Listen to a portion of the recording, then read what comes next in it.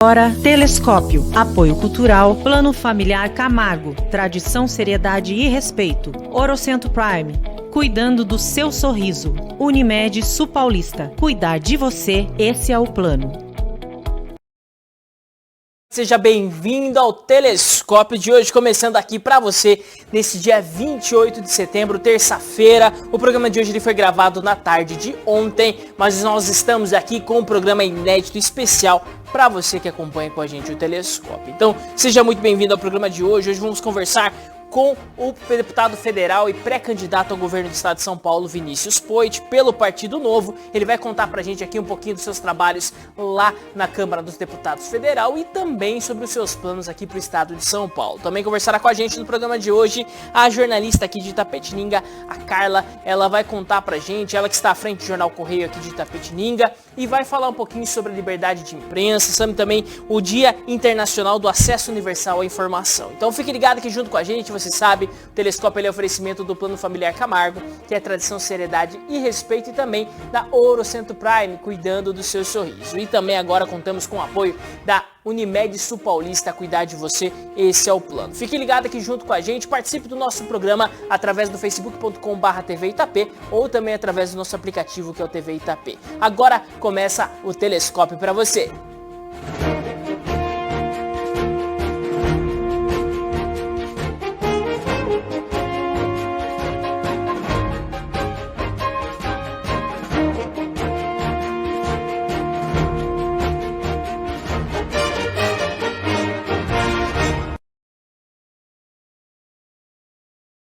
Telescópio começando, seja muito bem-vindo, você conectado pelo canal 8 da NET, também pelo canal 8 na Vivo Fibra 37 na Fly Connect. Nós estamos juntos também através das redes sociais da TV, para o Brasil, para o mundo todo, através da nossa página no Facebook, que é o facebook.com/TV Itapê. Por ele você pode sempre acompanhar, não esqueça de curtir, de compartilhar a nossa live e também através das nossas outras redes sociais, YouTube, Instagram, você tem acesso ao nosso programa e pode participar com a gente. Lembrando também que nós temos o WhatsApp da TV, que é o 15 99100 8654, onde você pode também mandar sua sugestão, o seu comentário e participar com a gente do programa. O programa de hoje não é ao vivo, então nós não conseguiremos ler os comentários aqui imediatamente, né, durante a execução do programa, mas é sempre bom contar com a sua participação, com a sua fala também no nosso programa de hoje. Então, nessa terça-feira, dia 28 de setembro, nós temos a honra de conversar aqui através de videochamada com o deputado federal Vinícius Poit. Deputado Vinícius, boa tarde, bem-vindo ao Telescópio, tudo bem? Boa tarde, Guto. Boa tarde a todo mundo que acompanha o Telescópio. Tudo ótimo. É um prazer enorme estar aqui com vocês. Maravilha, deputado. E já trazendo um pouquinho aqui a respeito do deputado, né? Ele é pré-candidato ao governo do estado de São Paulo e coordenador da bancada federal paulista, além de empreendedor, de conhecedor, vamos dizer assim, do trabalho, né, dos nossos empresários. Olha sempre com muito carinho para isso, né? E, deputado, vamos primeiro conversar. Eu queria que o senhor trouxesse um pouquinho pra gente da sua história com a política, né? Em que momento você, empreendedor, tendo as suas ações na sociedade, decidiu que era hora de entrar pra política e tentar mexer um pouquinho disso tudo junto com o Partido Novo? Olha, gente, no Brasil, aonde pouquíssimas pessoas têm oportunidade, tem muita oportunidade, mas muitas pessoas têm pouco ou quase nada de oportunidade na vida, a gente tem que fazer alguma coisa pelo próximo. Guto, eu tive a oportunidade de estudar, sabe, empreendi, gerei emprego e me vi na obrigação cívica, independente da fé de cada um, eu acredito muito em Deus, perante a Deus também, de devolver um pouco para a sociedade, né? Sair da indignação e partir para a ação, né? Depois de alguns negócios que deram certo, vendi, reestruturei, eu fiz administração de empresas, trabalhei em algumas empresas, eu falei, bom, agora é a hora de sair da indignação e partir para a ação e mudar a política. Foi assim que eu decidi entrar para a política, com esse espírito de servir a pátria, servir o povo e não fazer o que a turma faz lá, que é se servir da máquina. Por isso até que eu corto todos os privilégios, sou o deputado mais econômico da história, Guto. Muito bem. E conta um pouquinho sobre esse trabalho, né? O senhor está... É o primeiro ou segundo mandato, deputado? Primeiro mandato.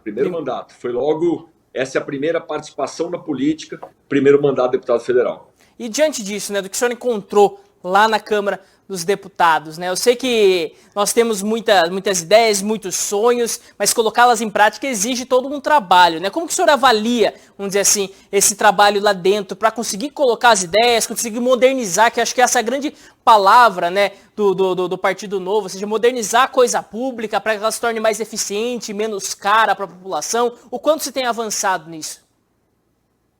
Trabalho principal, Guto, é diálogo. Diálogo. Política não é conversar somente, gente, com quem concorda conosco. A arte da política é justamente conversar com quem discorda de você. Então, o trabalho principal lá foi diálogo, para poder ter resultado. Quem entra lá se achando dono da razão, querendo ganhar todas as brigas, não ganha nada e fica isolado.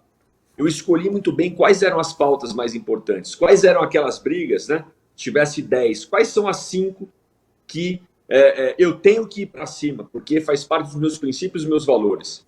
E aí eu foquei esforços, fui essencialista, trabalhei naquilo que era prioridade, com respeito à pessoa que está do outro lado, mesmo discordando das ideias e das pautas delas. E aí a gente deu resultado, né? Fui coordenador da bancada paulista por 2 anos, que é a maior bancada do Congresso, nunca um deputado do primeiro mandato tinha feito isso. Aprovei conectividade nas escolas e no campo.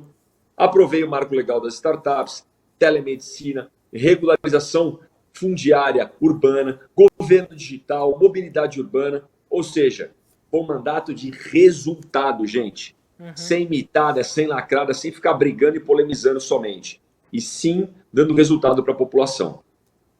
Muito bem. E, deputado, acho que o grande tema desses últimos dias, que é a grande questão que está acontecendo aí em Brasília, que eu queria que o senhor falasse um pouquinho para a gente aqui, é a respeito, então, da reforma administrativa. Nós sabemos que esse é um grande ponto para o Brasil, muito se fala que esse é um ponto que, de certa forma, vai revolucionar, vamos dizer assim, a estrutura brasileira. Como que o senhor vê isso? Como que o senhor vê esse texto agora que está circulando, né, que estão trazendo, que está contido ali? Vai melhorar? Falta muito? Como você vê? Perfeito, Guto. Eu acho que a gente conseguiu alguns avanços importantes na comissão especial. Agora o texto vai para o plenário. A comissão especial, gente, como se fosse uma reunião um pouco mais focada, com 48, 50 parlamentares que votaram ali na comissão, para depois ir para o plenário da Câmara ser votado pelos 513. O texto da comissão, a gente já conseguiu aprovar avaliação de desempenho, ou seja, a avaliação de desempenho no serviço público vai ser aprimorada. A gente vai conseguir separar o joio do trigo agora, para principalmente premiar aquele bom servidor. Existe o bom servidor, só que ele está desanimado, porque ele trabalha do lado do outro cara que não necessariamente serve com propósito e trabalha duro e recebe a mesma coisa, ainda não é demitido. Então a avaliação de desempenho serve para premiar o bom servidor e para demitir aquele que é ruim. A gente consegue acabar com as férias maiores que 30 dias. Ah, mas o meu serviço público não tem. Existem alguns casos que tem férias de 60 dias do serviço público, gente. É o fim da picada. A gente conseguiu colocar também, para limitar 3 vitórias aqui importantes, a questão dos contratos temporários, contratações com mais racionalidade. Às vezes você precisa de um serviço por 1, 2 anos, vai fazer um concurso para depois ficar vitalício ali, ter estabilidade, contrata temporário, é mais barato, respeita mais o dinheiro do povo. Agora, a nossa luta, Guto, é para incluir nessa reforma todos, não somente a base, mas principalmente políticos, tem que abrir mão dos privilégios, militares, né? Judiciário e Ministério Público. Então, esse é o trabalho do Novo agora, incluir todos na reforma, sem exceção.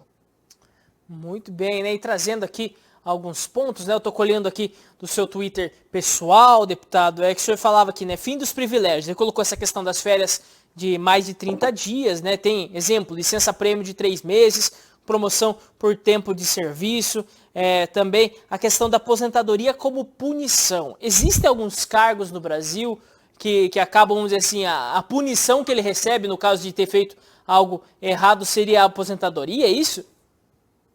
Existe, é o fim da picada. Esse é o cara do judiciário, cometeu algo errado, aposenta então, como punição.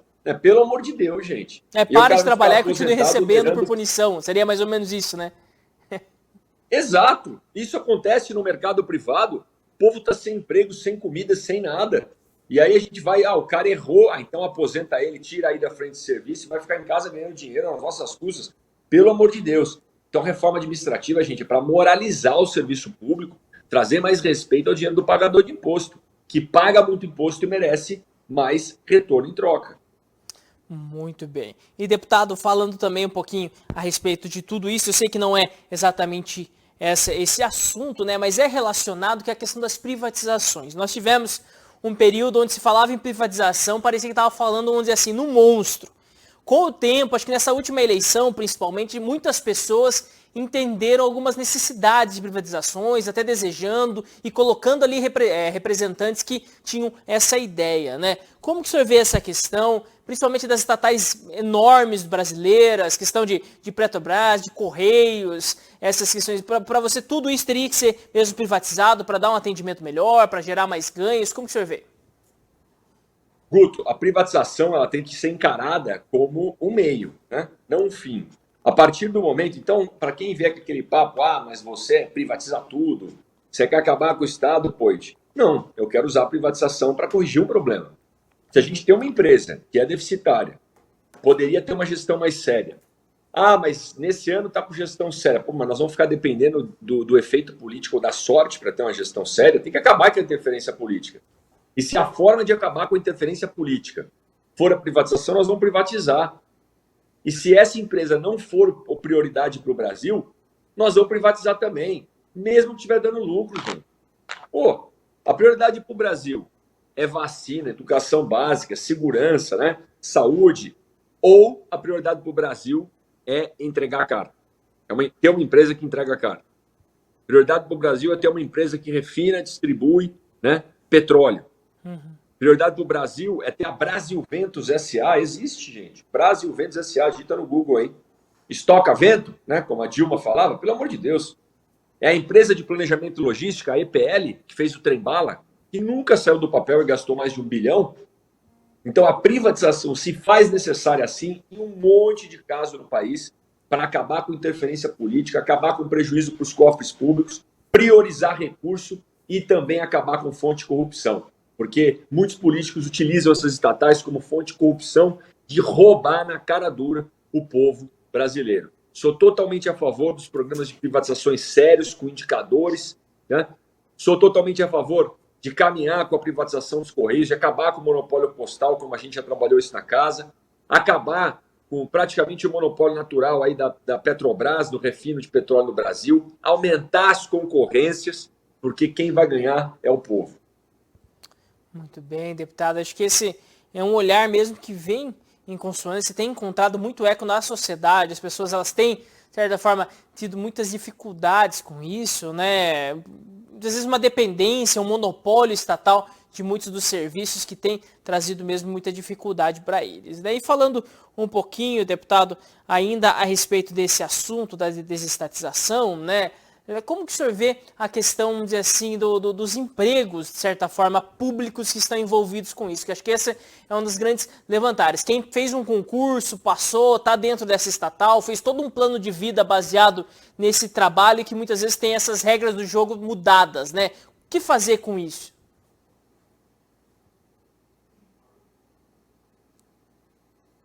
Cortou aqui, não sei se... Isso, acho que agora voltou. Agora voltou.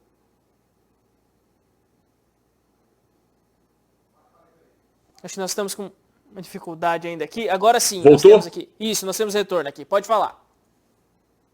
Perfeito. Primeiro, gente, nem na reforma administrativa que a gente acabou de falar vai mexer com o direito adquirido. É daqui para frente. E na maioria das privatizações que o Brasil está fazendo e está discutindo, né, inclusive, por mais que a gente possa ser até contra, mas os funcionários são realocados para outras funções, né?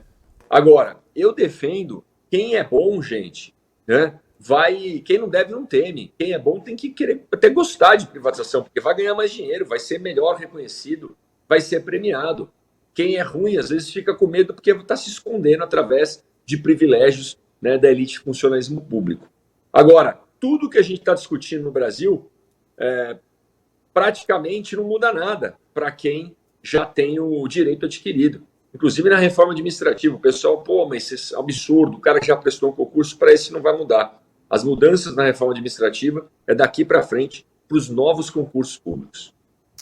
Muito bem. E deputado, falando agora também um pouquinho de outro tema, né, trazendo aqui para quem está acompanhando com a gente, até se você puder explicar um pouquinho, porque tem ficado bastante confuso, né? Nós tivemos alterações na questão eleitoral, nas leis eleitorais há pouco tempo, né? Nós mudamos, tirou o negócio das coligações e tudo, aí agora nós tivemos uma nova mini reforma eleitoral que voltou algumas coisas, mas manteve outras. Qual que é o estado que nós estamos agora, né? E também, se o senhor puder comentar a respeito da quarentena eleitoral, que tem se falado também para algumas classes de trabalhadores aí, ter algumas diferenças nessa questão, né? O que mudou na legislação eleitoral, deputado? Olha, praticamente o meu sentimento é que vai mudar muito pouco ou quase nada, porque a impressão é que lá no Senado os senadores barram essas possíveis mudanças, então, né, aliás, eu até comentei com vocês aí que foi barrada já a volta da coligação, né? A única coisa que teve de mudança ali é a formação de chapas, então as chapas poderão ser menores do que elas são hoje, já que não vai ter coligação. As chapas de deputados federais, vai precisar de menos deputados federais para concorrer, né? 100% do número de cadeiras, por exemplo, aqui em São Paulo, então são chapas de 70 deputados federais, né? Deputados estaduais são 94, então não tem muita mudança, né? Fim da coligação, não tem coligação, e essa questão da quarentena, graças a Deus, né, a gente conseguiu derrubar na Câmara, inclusive com a atuação do Novo, que era visivelmente algo para barrar a candidatura do Sérgio Moro, né? Então, o Moro, assim como outras profissões como a dele, vão poder concorrer nas eleições do ano que vem. Muito bem. Deputado, falando um pouquinho agora do estado de São Paulo, nós sabemos, o senhor foi apontado aí pelo Partido Novo como pré-candidato ao governo do estado, né? Como que o senhor avalia esse desafio, né? Eu sei que ainda tem muita água para correr, mas olhando agora para a situação e para o desafio que é o estado de São Paulo, né? Quais são os principais pontos que o senhor gostaria de abordar numa possível eleição aqui como governador?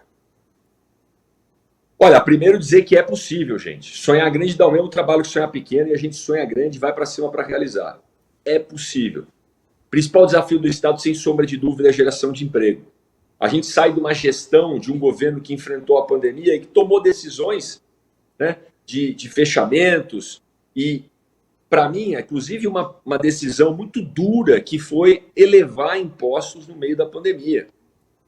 Enquanto teria margem para diminuir o número de secretarias, cortar gastos do governo, né? Não, tirou subsídios e incentivos e aumentou o imposto para o comerciante em plena pandemia. Isso é de uma insensibilidade enorme, Gu.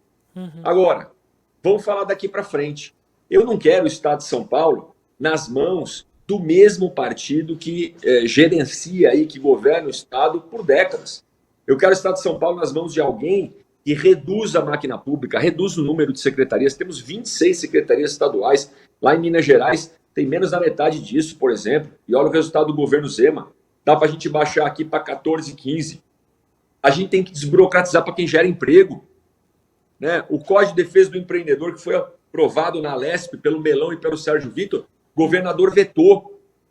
Então a gente precisa de um governador que diminua a máquina, diminua o número de secretarias, diminui os gastos do estado para sobrar mais para a população, para o paulista. E aí destrava aquele que quer gerar emprego. Deixa o cara trabalhar. Ao invés de aumentar imposto, busca reduzir, descomplicar o imposto para o povo. E aí nós vamos retomar o protagonismo e a geração de empregos do estado de São Paulo diante dos outros estados brasileiros. Como é que nós vamos admitir e ficar tranquilo com isso? Lógico, competição saudável, a gente quer que todo estado brasileiro dê certo. Mas o estado que mais gerou emprego no Brasil nos últimos meses foi Minas Gerais. São Paulo está ficando para trás. O estado que mais atraiu empresas no Brasil nos últimos tempos foi Minas Gerais. Eu não aceito São Paulo ficar para trás, Gu. Está na hora da gente ter um governo sério, enxuto e que priorize o cidadão e não fique tomando atitudes para priorizar somente a próxima eleição. Muito bem. E Vinícius, eu sei que essa é uma questão assim bastante local, né? Nós estamos aqui, região de Itapetininga, nós pegamos a região de Itapeva, também região do Vale do Baixo Ribeira, aqui, tudo. Nós temos toda essa questão do quê? De ser uma região que por muito tempo foi, de certa forma, esquecida pelo governo do estado de São Paulo, né? Nós temos poucos dispositivos do estado de São Paulo, dispositivos importantes para outros locais, como universidades grandes, como hospitais estaduais importantes, tudo nós não temos. O que nós temos aqui é bastante presídio, né? Então, vamos dizer assim, essa é, de certa forma, a conta que nós pagamos e muitas vezes não recebemos. No entanto, nós sabemos que você é um pouco avesso a uma entrada de dinheiro do Estado nessas questões. Como ajudar essa região a se desenvolver? Como ajudar ela a se equiparar com as grandes regiões aqui do estado de São Paulo e trazer, vamos dizer assim, aumentar o IDH, trazer mais empregos, mais dinheiro circular nas regiões que mais necessitam? Perfeito. Primeiro com ações concretas. Não adianta montar um baita programa aí para o Vale do Ribeira, por exemplo, né, que é o tal do Vale do Futuro, mas você pergunta para as pessoas na região e eles veem poucos resultados concretos na região. Aliás, Ninga e região de Itapé já foi, né, um dos maiores PIBs agrícolas do país. Uhum. E com o tempo vai ficando para trás e carece de investimento.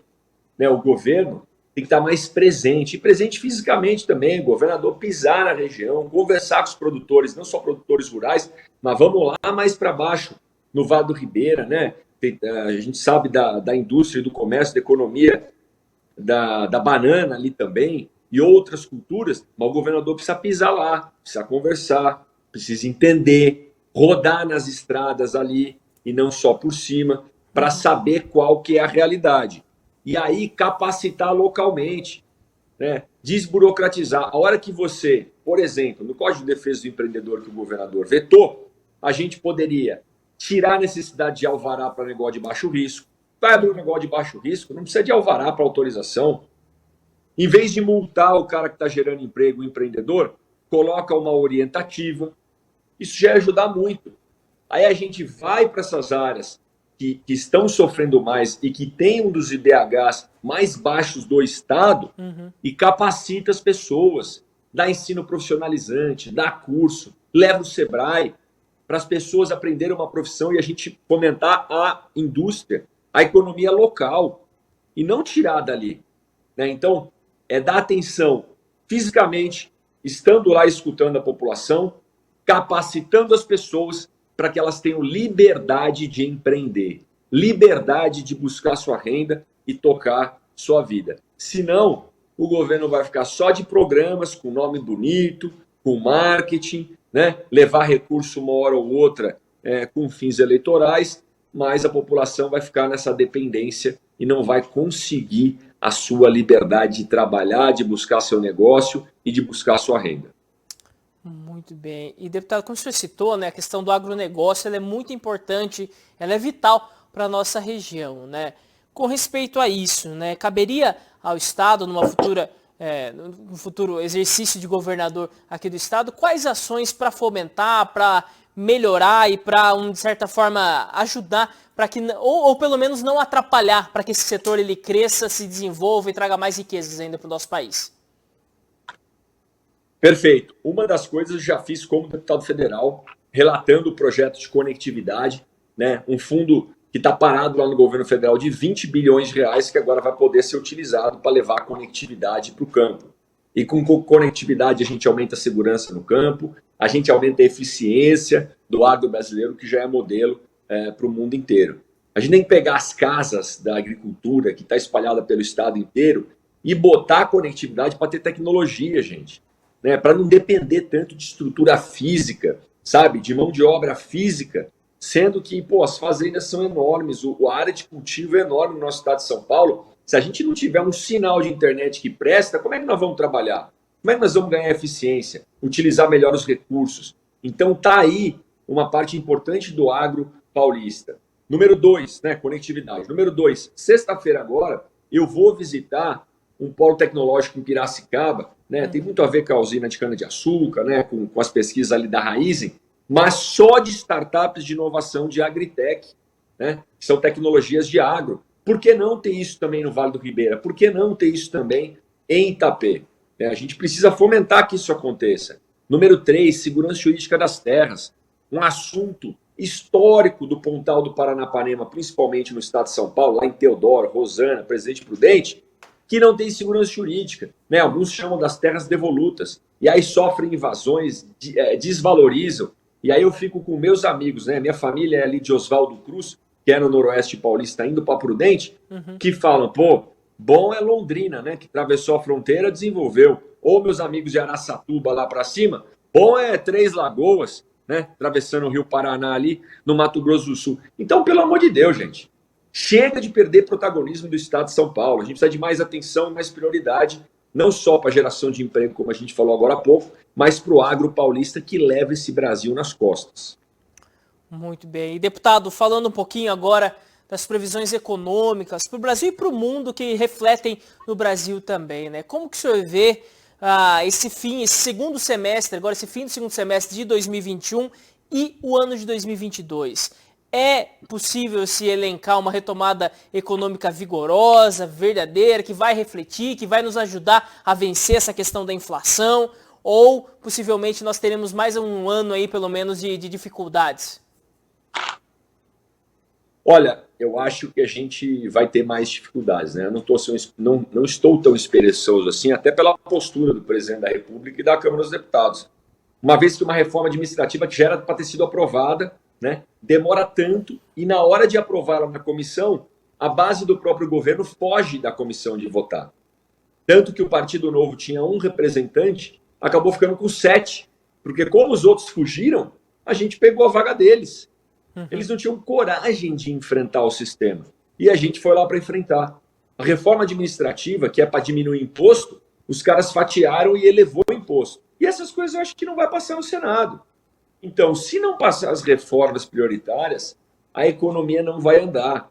Se o governo não tomar as decisões necessárias de privatizações, a economia não vai andar. Olha a inflação, onde está chegando em quase 10%. Que economia que retoma desse jeito? Então, não gosto de ser pessimista, tá? Mas sendo realista, eu acho difícil disso acontecer esse ano e ano que vem. Até porque temos eleições ano que vem. O governo está tomando medidas cada vez mais populistas, pensando somente na reeleição. Quando deveria enfrentar, mesmo que para ser impopular, aprovar reforma administrativa, aprovar uma reforma tributária séria, fazer as privatizações para que a economia acalme, para a gente dê sinalizações do mercado e o Brasil volte a crescer. Muito bem. Deputado, o senhor vê possibilidades de uma reforma tributária real que vá, de certa forma, modernizar o nosso sistema ainda nesse mandato? Infelizmente não, porque essa reforma que está lá e que foi aprovada, a reforma do IR, não faz parte de nada moderno, não. A reforma que a gente estava trabalhando anterior, que era a PEC 45, o deputado Baleia Rossi como autor, o deputado Aguinaldo Ribeiro relator na época, era uma reforma melhor. E simplificando para as pessoas que estão nos assistindo, era uma reforma que transformava 5 impostos em um. Era o tal do IVA, né? Imposto sobre Valor Agregado. Então, pega o IPI, PIS, COFINS, ICMS e ISS, então impostos federais, um estadual, um municipal, junta tudo e transforma num só. Ah, Poit, mas vai diminuir a carga tributária total? Não era essa a primeira ideia. É manter a carga tributária como está, mas pelo menos descomplicar, para a gente gastar menos tempo calculando imposto, sabe? Para a gente não incorrer em nada errado por desconhecimento de tão complicada que é a nossa estrutura tributária e atrair mais investidor, porque o investidor de fora olha e fala, nossa, é muito complicado aquele país, vou embora. Essa era uma proposta boa. Agora, a proposta que está aí, coxa de retalhos, um monte de relator elevando imposto, para mim, não vai nem passar. E, infelizmente, a gente vai perder essa oportunidade no Brasil. Acho que isso é muito importante, né, de se falar, por conta da dificuldade mesmo. Eu estava vendo, acredito que o senhor conheça, né, eu tenho o Flávio Augusto, né, que foi presidente da WhatsApp, eu acredito que e tem o time de futebol lá nos Estados Unidos, tudo, e ele falava, né, que ele já abriu não sei quantas empresas, ele citava lá, acho que por volta de 20 empresas, e perguntaram para ele como que faz para abrir uma empresa no Brasil. Ele falou, você tem que contratar um contador, porque é impossível você, que não é especializado, que não está o dia inteiro se atualizando de um monte de lei e tudo, você saber o que você faz para montar uma empresa no Brasil, porque é muito difícil. Como é que pode? A gente vai precisar de um contador, de um despachante, sempre de um intermediário, sabe? Porque é tão complicado, não deveria ser assim, cara. Então esse é um ponto bastante complicado mesmo no Brasil, né? A dificuldade que as pessoas têm, a questão da carga de impostos é sempre muito difícil, né? E Vinícius, olhando um pouquinho para as empresas agora aqui do nosso país, né? Nós tivemos então esse momento muito difícil Nós temos aqui até municipalmente, aqui, trazendo essa informação para você, a prefeitura acabou de lançar um refis municipal agora, um refinanciamento dos tributos municipais para tentar dar uma ajuda ao pessoal, dar um desconto, tudo, para tentar ver se o pessoal, de certa forma, conseguiam voltar na legalidade para trabalhar, mas o principal é o quê? É colocar o pessoal para trabalhar. Mas como que você vê, assim, diante da dificuldade que nós temos no Brasil de altas cargas de impostos, todos, os empresários, eles vão conseguir suplantar mais uma crise, ainda mais uma crise desse tamanho, ou infelizmente nós vamos ter muitas perdas, já tivemos muitas, né? Mas continuaremos tendo muitas perdas de empresas aqui no nosso país. Já tivemos, Guto, e se o governo não se mexer, a gente vai ter mais perdas ainda. Tem a própria desoneração da folha, que existe uma expectativa que seja prorrogada, e eu acho que ela se faz necessária, uma vez que a gente está numa economia no chão, precisa retomar, precisa de uma política de transição. Então, o governo realmente abraça os empreendedores para que eles, inclusive, que são os geradores de emprego, são os heróis dessa nação, não morram e, pelo contrário, saiam mais fortalecidos e cresçam nessa crise, ou o desemprego vai ser ainda maior. Esse é um ponto crucial de recuperação da economia, e a economia vem através do empreendedor, aquele empreendedor que trabalha duro, né? Aliás, o pequeno e médio empreendedor são os responsáveis pela geração de mais de 80% dos empregos de carteira assinada no Brasil.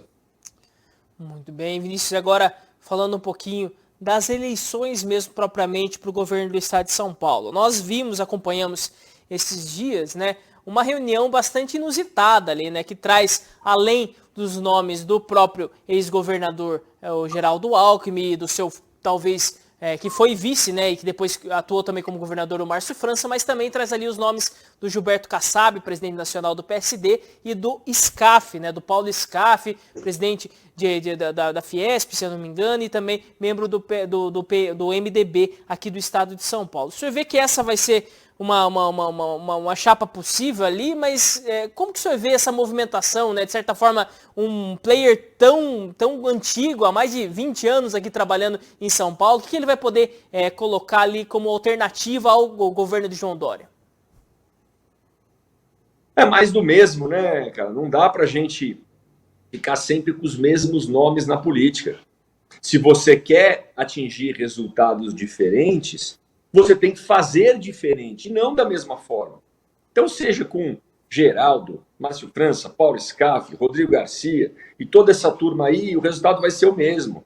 Trocas políticas, caciques políticos no poder, partidos fisiológicos. Aliás, o Rodrigo Garcia é o mesmo partido, né, no poder de São Paulo há décadas. Está na hora de São Paulo ter um novo plano, um novo governador, um novo jeito de fazer política. E até por isso é que eu me coloquei como pré-candidato a governador de São Paulo. Né? Estou como deputado federal, pré-candidato ao governo do estado. E não é um projeto do Poit governador, um projeto pessoal, um projeto de estado, um projeto novo para a política. Se eu não vejo isso representado, farei parte de um projeto que retome o protagonismo do estado de São Paulo com práticas novas, assim como o Romeu Zema fez em Minas Gerais. A gente pode sim fazer no estado de São Paulo. Então eu estou conversando com bastante gente, cada um especialista em uma área, para a gente ter um time forte, um plano robusto e ter um novo governador para o estado de São Paulo. Muito bem. Deputado, último assunto aqui, que é a questão interna do Partido Novo, né? Nós vimos algumas discussões, alguns grandes players, se eu não me engano, o candidato à vice-presidência, na chapa com João Amoedo, acabou de deixar o partido também, fez algumas sérias críticas. Eu entrevistei há pouco tempo, nesse mês ainda, o Ricardo Salles, ex-ministro, também um dos grandes nomes do Partido Novo, que deixou com sérias críticas ao partido. Como que o senhor vê isso, né? É um novo redesenhado do Partido Novo? São pessoas que talvez não tivessem alinhadas totalmente com as propostas do Novo? Como que o senhor vê essa saída desses grandes nomes? Olha, vou usar o exemplo do professor Christian Lobauer, que é meu amigo, além de tudo, e que a gente rodou esse estado de São Paulo inteiro. É uma pena. E espero que a gente supra os desafios dentro do Partido Novo, a ponto do professor Christian, inclusive, voltar para o partido. A gente fez um exercício enorme nos últimos dias, reunimos todos os mandatários, para não dizer todos, quase todos, alguns poucos não puderam ir por motivos específicos cada um, mas o Romeu Zema, secretários de Estado de Minas, lá em Joinville, junto com o prefeito Adriano. Joinville é a maior cidade de Santa Catarina, o prefeito é do Novo. E a gente conversou sobre isso justamente para acabar com os conflitos, unir o partido e sair mais forte, né? A gente está falando aqui, tem manifestações já em público, já dessa união do partido. Luiz Felipe Dávila, vindo para se filiar ao partido, é um nome forte, de bagagem, de conhecimento técnico para ajudar a mudar um plano de governo, ajudar a montar essa terceira via. Então, eu acredito que a gente está num ponto de inflexão. Assim como todos os negócios, todos os partidos, temos problemas internos, desalinhamentos, sim. Sabemos, temos humildade para reconhecer, e a gente atuou já, inclusive, eu acho que o resultado vai vir logo, né, de voltar ao aumento de filiados e de pessoas como o professor Cristiano Bauer voltar para o Partido Novo. O Partido Novo é um partido que foca no resultado, que foca no trabalho e que foca na entrega, né? Então, a gente vê que esse consenso, que essa maioria é que dá o tom do Partido Novo, né, assim como o governador Zema em Minas Gerais. Tá certo. Eu gostaria de agradecer muito, deputado, por sua participação aqui com a gente. É uma honra muito grande poder ter aqui, né, as notícias quentinhas lá de Brasília, que estão direcionando o nosso país, mas também saber das ações aqui de um deputado tão preocupado com o nosso Estado e que se apresenta aí como pré-candidato ao nosso governo do Estado, né? Conte sempre com a TVI. Se tiver mais alguma informação, quiser mandar um abraço, fica aberta a câmera do telescópio para você. Ainda bem que você falou se eu quero mandar um abraço, porque eu não posso deixar de mandar um abraço para o meu amigo Marauê. Claro. Né? Marauê, doutor Mário Carneiro. Um abraço para todos aí de Itapê. Para o 30 de Itapê, que a última vez que eu tive aí, eu ganhei a camiseta do 30 de Itapê, né? O time de futebol aí da cidade. Então é um prazer sempre falar com vocês. Em breve, pessoalmente aí, né? Vencida essa fase da vacinação e tudo mais, pessoalmente em Itapetininga, visitando a região, escutando as pessoas, porque o mal do político é aquele político que não escuta, que não dialoga. E eu, totalmente ao contrário, eu pratico muito diálogo e gosto de visitar para escutar.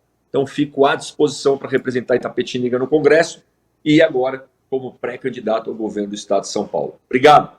Muito obrigado. Conversou com a gente, então, aqui o deputado federal Vinícius Poit, ele que é pré-candidato ao governo do Estado de São Paulo pelo Partido Novo, trazendo muito das suas informações, os seus olhares, né, a respeito dos problemas que o Brasil enfrenta e também o nosso estado, a nossa região. E você que está acompanhando com a gente aqui, o programa de hoje ele está sendo gravado, nós gravamos na tarde de ontem, na tarde desta segunda-feira, para trazer para você sempre um programa interessante, um programa também que traga aí um conteúdo inédito para você. Então hoje nós temos daqui a pouquinho a sessão da Câmara de Itapetininga às 14h, nós iremos transmitir ao vivo para você, mas hoje aqui no programa Telescópio nós estamos nessa gravação, mas eu tenho certeza que você tem gostado muito, está participando aqui junto com a gente no programa de hoje. Daqui a pouquinho nós temos mais informações, mais entrevistas aqui no Telescópio, mas agora um recado especial do Edifício Catedral para você.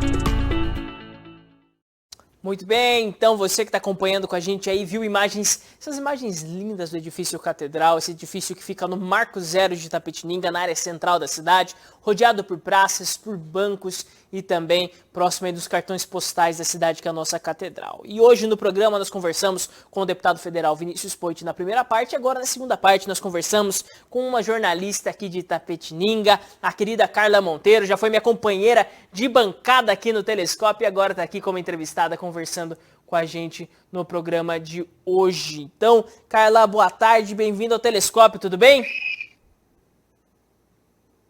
Oi, boa tarde, você me escuta bem? Escuto bem sim, ótimo. Boa tarde, bem-vindo então, Carla. E vamos lá, primeiro, Carla, queria que você contasse um pouco pro pessoal que está um pouco sumido aqui da TV, muito trabalho aí no Correio? Olha, Guto, tô um pouco, como dizem os famosos, estou descansando a minha imagem, mas é muito trabalho. Graças a Deus, estamos aí fazendo um trabalho bem importante. Já falei um pouco aqui sobre a importância do jornalismo local, que vocês aí na TVI também exercem. Acho que a gente tem um papel importante aí a serviço da população.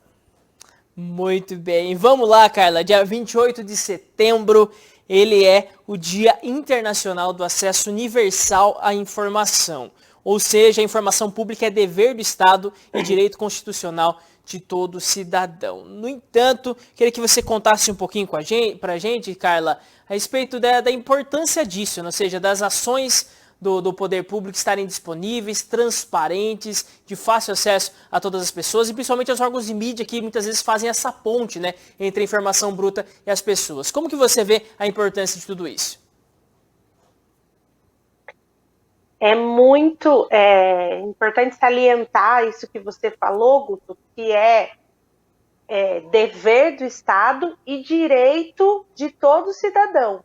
Então, qualquer pessoa, seja da imprensa, seja de qualquer lugar, ela tem direito a obter essas informações que são produzidas pelo poder público, seja a nível municipal, estadual ou federal. Todo mundo tem direito a acessar essas informações, que são dados estatísticos, todo tipo de informação que normalmente uma empresa privada tem, né? A questão pública, ela é de acesso a todos. Só que a gente vê que muita gente não participa das políticas públicas. A gente vê um exemplo aqui na nossa cidade, por exemplo, a sessão da Câmara.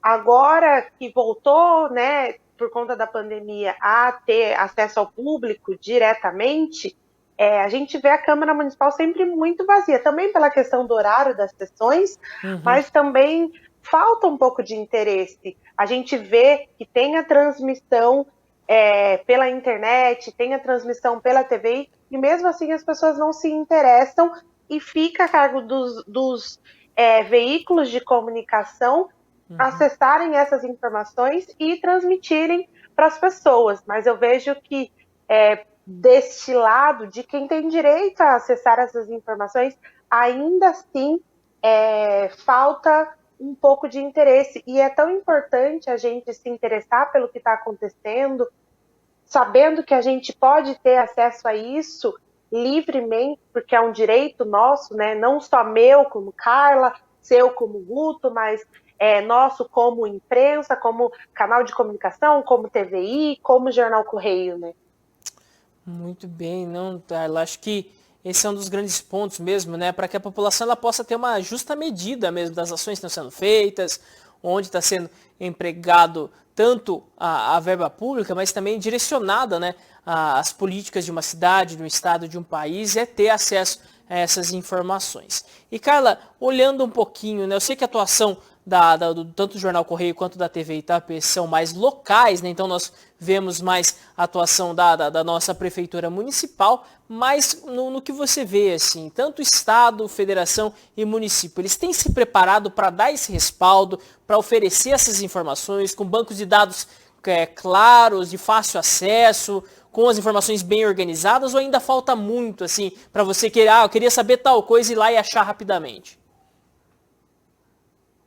Eu citei um pouco da falta de interesse de muita gente, mas por outro lado também, apesar de existir a lei de acesso à informação, os portais da transparência, né, que a gente chama, dos órgãos públicos ainda deixam muito a desejar. Eu acho que isso também leva à falta de interesse. A gente, como veículo de comunicação, a gente vai criando, né, um certo hábito, como diz no popular, uma certa manha para encontrar tudo, mas realmente há sim uma certa dificuldade. Não é em um clique, você encontra, mas não é em um único clique, e às vezes há uma certa blindagem que os veículos acabam tendo que entrar judicialmente, embasados na lei de acesso à informação, para o poder público dar essa devolutiva.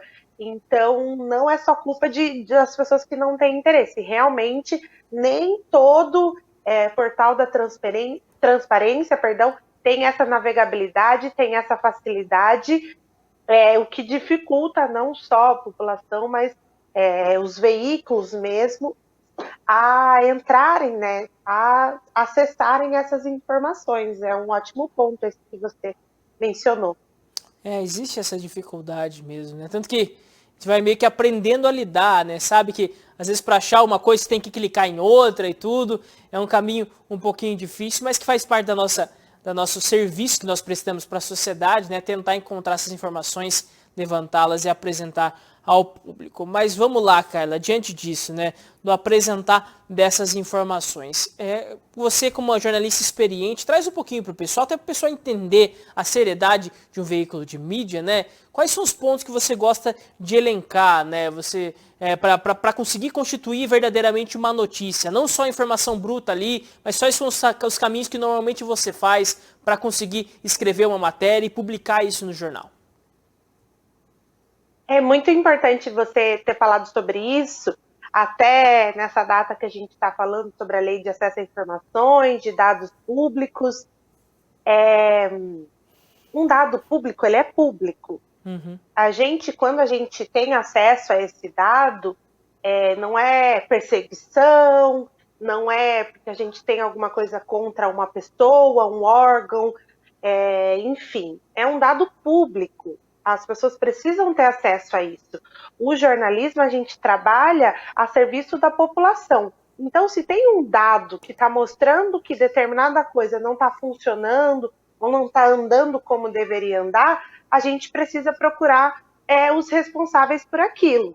Então, o princípio básico assim, do jornalismo é ouvir todos os envolvidos. Uhum. Então, eu tenho um problema X embasado em um dado estatístico ou um dado através da Lei de Acesso à Informação ou que está ali disponível, né, no portal da transparência, seja de qual órgão público for. Então, a gente vai atrás das respostas. Nós, como jornalistas, eu, Carla, quando eu escrevo uma reportagem, eu não estou imprimindo a minha opinião. Uhum. Eu estou expondo um fato e trago todas as informações dos envolvidos naquilo. Se está acusando alguém de algo, se tem uma investigação sobre alguém, quem está dizendo aquilo não sou eu. Está no site da Secretaria de Segurança Pública. O processo é público. Uhum. O dado é público. Então, é aquele dado que está dizendo aquilo. Nós estamos procurando o outro lado para dar a sua versão.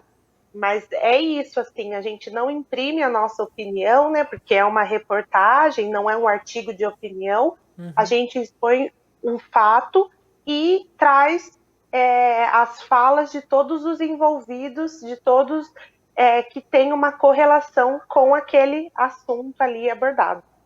E você acha que as pessoas, às vezes, elas não têm muito essa divisão, né, do que é uma matéria informativa, do que é um artigo de opinião?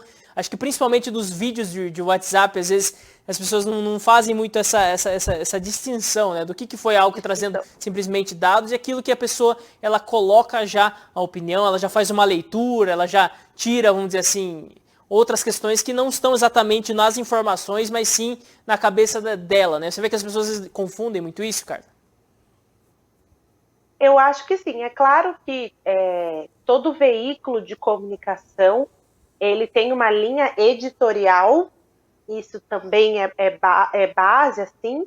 Todo veículo tem a sua linha editorial, inclusive os veículos têm os seus colunistas, têm os seus comentaristas, alguns veículos têm o seu editorial, que aí é a opinião de alguém sobre um assunto. Mas é muito importante a gente, eu acho que a prática também, as pessoas precisam se acostumar, a internet deixou a gente meio preguiçoso, às vezes a gente tem meio preguiça de ler como antes se lia, né? Eu também me incluo, mas é importante a gente se policiar, porque acho que a prática leva a gente a criar esse filtro, e é muito importante a gente criar esse filtro do que é o fato e o que é a opinião de alguém em relação àquilo. E sim, ainda existe muita confusão. Como eu falei, no Jornal Correio, quando a pessoa lê uma reportagem assinada por mim, não é a minha opinião, é a exposição de um fato. Mas eu acho que é a prática que leva a gente a criar esse filtro que, em tempos, né, de divulgação de qualquer coisa a qualquer momento, numa velocidade gigantesca, a gente precisa se policiar e aprender a distinguir o que é cada coisa, para também a gente não expor o profissional, né, a uma situação delicada. Muito bem. E Carla, conta um pouquinho para mim agora a respeito da própria estruturação do Jornal Correio, né? Eu estou olhando aqui a capa do Correio que foi às bancas nessa última sexta, que traz para a gente aqui notícias de questões políticas.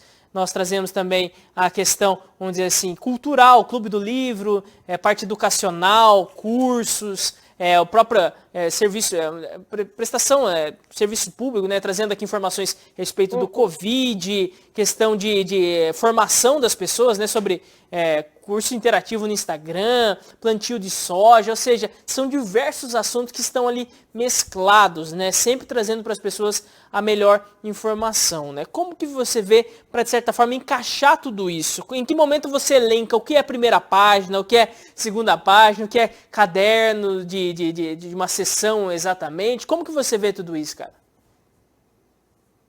Esse é um pouquinho do trabalho de edição, né? Eu também sou editora no Jornal Correio, e a gente já tem, como eu falei um pouco antes, todo jornal tem a sua linha editorial, né? Uhum. Então a gente tem as nossas editorias, então tem o caderno de oportunidades que a gente traz aí, curso, formação, coisas relacionadas a emprego, vestibular. A gente tem o caderno de cultura e comportamento, que agregam pautas nesse sentido, e a gente tem o nosso caderno principal, que é o caderno de cidades. E aí dentro do caderno de cidades a gente tem esporte, saúde, economia, cidade, serviços. E agora, por conta da pandemia, a gente tem também uma página onde a gente traz só informações sobre a Covid. Então, atualização de casos, pesquisa, vacina. Então, cada página, ela segue essa linha editorial, e conforme a gente faz uma reunião de pauta e a gente vai definindo página de esporte, o que a gente vai publicar nessa semana, economia, polícia, e assim vai sendo montado o jornal durante a semana e finalizado às quintas-feiras. Quinta-feira é o dia que você fica meio doida, né, Carla? Eu sei, mas conta pra gente, Carla, também a respeito disso, né, de ter tantas coisas reunidas em um só veículo, porque uma vez por semana sai, de certa forma, um resumo daquilo que aconteceu, mas também alguns direcionamentos do que vai acontecer nessa semana aqui em Itapetininga, ou seja, exige um trabalho muito grande. A pandemia, o Covid-19, afetou de alguma forma o trabalho dentro do Jornal Correio? Eu acho que sim, né? Acho que todo mundo, de alguma forma, ninguém ficou isento aos impactos da pandemia. Não só na parte de saúde, né? Que foi a mais grave, perder entes queridos, pessoas, amigos, economicamente, culturalmente, e para a gente na redação também. Desde trabalhar um período cada um na sua casa, até uma mudança no jornal mesmo. Por exemplo, a gente teve que criar uma página para trazer só informações da Covid. Então, na página de cultura, a gente não tinha programação, porque normalmente a nossa página de cultura é uma agenda, né? A gente traz ali o que vai rolar no final de semana para a pessoa se divertir, para a pessoa se distrair, enfim. E por conta da pandemia, todos os eventos culturais foram cancelados de início, e aí começou a surgir os eventos os eventos online. Então, sim, a gente sofreu esse impacto. A gente viu como a imprensa, como os veículos de comunicação são importantes, porque a todo momento eram divulgadas nas redes sociais muitas coisas no meio de uma pandemia, e você ter a certeza que, poxa, eu vou assistir no telescópio para ver realmente quais são os dados atualizados. Eu vou ler na sexta no correio quais são as informações atualizadas. Então, eu acho que impactou, mas só mostrou o quão importante é o papel dos veículos de comunicação para trazer essa informação checada, com qualidade, sem criar mais pânico em meio ao caos que a gente estava vivendo. Acho que isso foi muito importante, assim. Muito bem. E Carla, pessoal que quiser, então, ter acesso ao Jornal Correio, toda sexta-feira, nas bancas, a partir do primeiro horário, a partir do momento que abre a banca, está lá o Jornal Correio disponível, mas também, quem quiser já ter acesso, acompanhar algumas notícias, tem também a versão digital, tem as notícias também no portal de vocês, né, Carla? É isso, a gente tem a nossa versão impressa toda sexta-feira, com todas essas editorias aí que o Guto já citou, mas também tem o nosso portal correiodeitapetininga.com.br, e por lá, além das reportagens da versão impressa de sexta-feira, conforme os fatos, as notícias vão ocorrendo durante a semana, também são publicadas e atualizadas por lá. Também tem o nosso Instagram, que é @correiodeitapê, e quem quiser, nas nossas redes sociais, tem o nosso número do WhatsApp, e aí você pode mandar uma mensagem para fazer parte da nossa lista de transmissão. Tudo que é publicado, imediatamente a gente também compartilha por lá. Vamos inundar as redes também com as notícias checadas, todas as informações certinhas, com credibilidade, com especialistas, enfim, para tentar combater aí as fake news, né? Muito importante. Carla, muito obrigado pela participação aqui com a gente.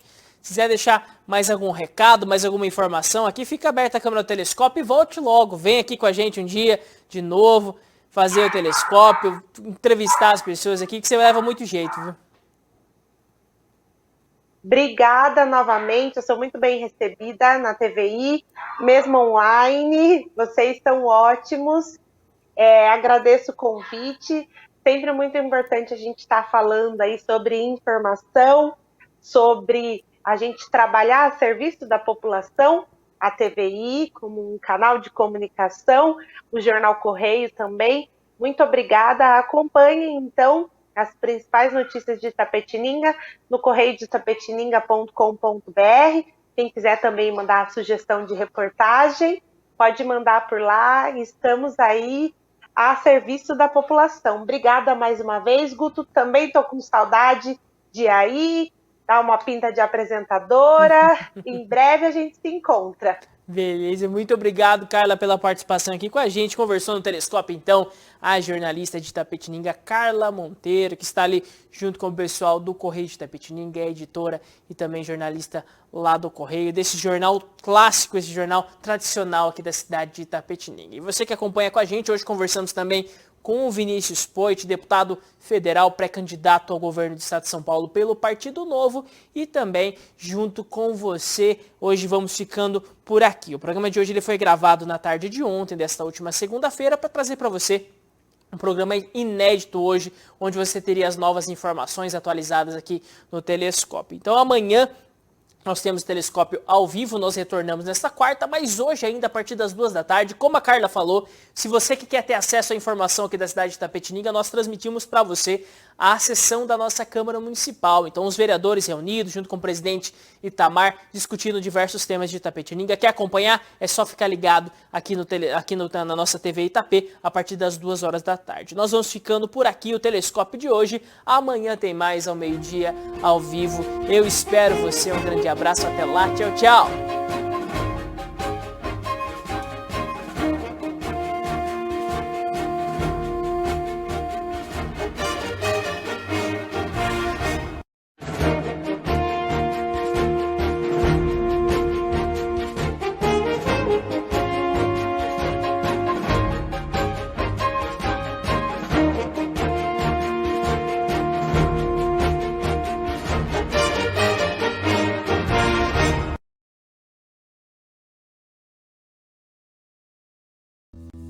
Telescópio. Apoio Cultural, Plano Familiar Camargo, Tradição, Seriedade e Respeito. Orocentro Prime, cuidando do seu sorriso. Unimed Sul Paulista, cuidar de você, esse é o plano. Dor, febre, tudo ficou mal? Use o PA Digital. O PA Digital é o pronto atendimento médico da Unimed sem sair de casa. Acesse estaçãounimed.com.br, agende uma consulta e resolva suas queixas de forma rápida e segura, evitando filas e aglomerações. Serviço disponível 24 horas por dia. PA Digital, opção inovadora para seus atendimentos de urgência. Unimed Sul Paulista, cuidar de você. Esse é o plano.